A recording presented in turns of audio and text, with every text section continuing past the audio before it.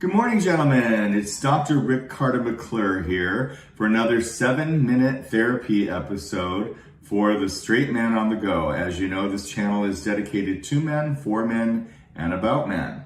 So today's topic is my father a narcissist? That's a follow-up to the last session, which was related to, is my mother a narcissist?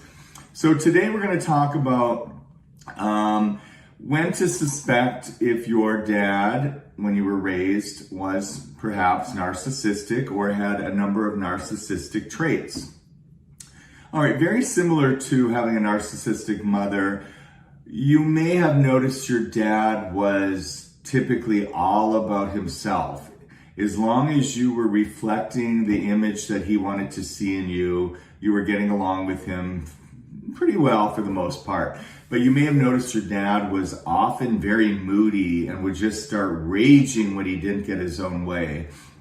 A lot of male narcissists act as if they are 7 years old and they throw a lot of tantrums. And in a family, you can see male narcissism manifest in a way that it's all about his moods. If dad is in a bad mood, everyone better be quiet and sit down or run back to their rooms. And he often fights with his wife like a child. So you may have seen your dad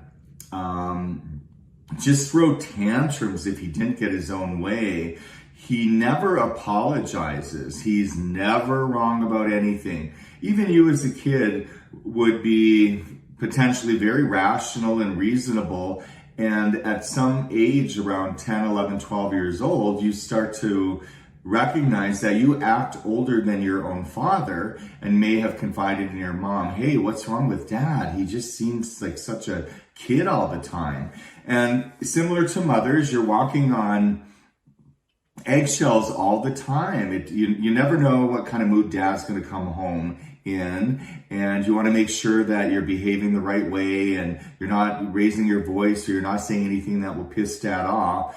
And if he's an alcoholic, that just exponentially makes it worse. And same with narcissistic mothers, obviously. So if dad starts to drink, a lot of times I heard from clients that, okay, he might get in a better mood and he might be that lovey-dovey dad for a while and you think everything's going to go okay. But you also know once he reaches a certain point with his drinking, the kids tend to scatter. So that might have been your experience because at any minute, dad is going to go off. Something's going to bother him. He's going to start screaming at your mother or you or something like that. So you get so attuned to the feelings of others. And that's what happens with, people that are raised with narcissism, is that they learn to not really pay attention to their own feelings so much, but they are highly attuned to the feelings and behaviors and nuances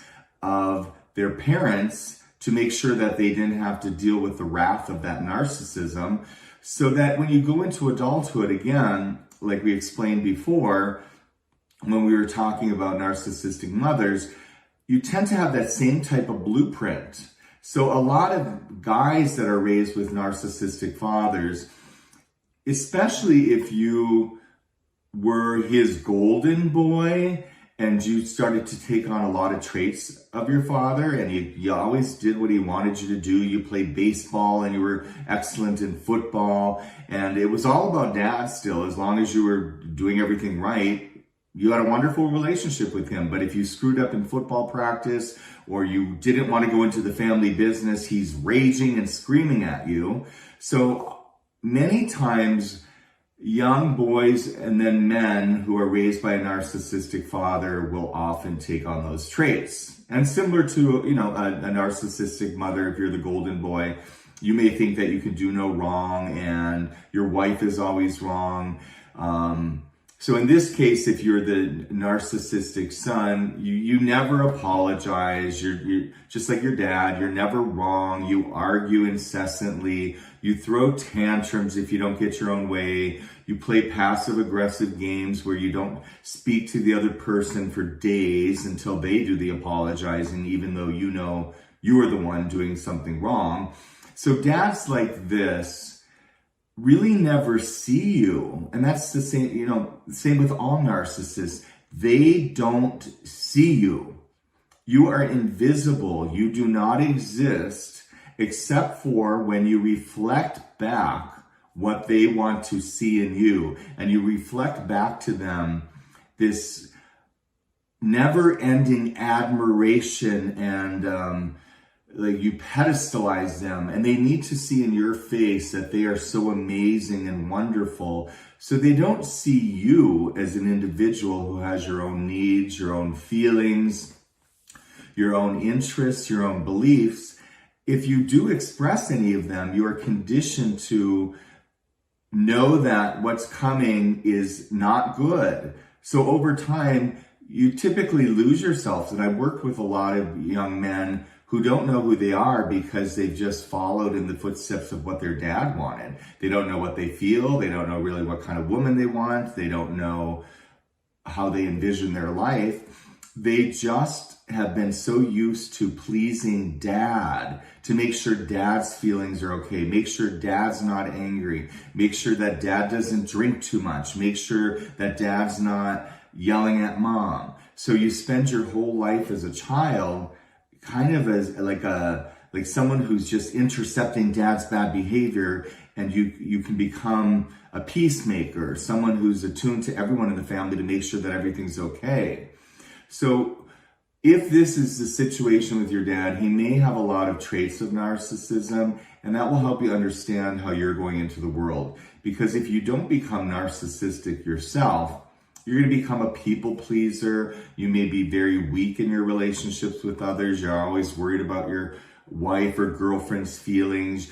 You don't really express yourself well. You're very indecisive. You doubt yourself.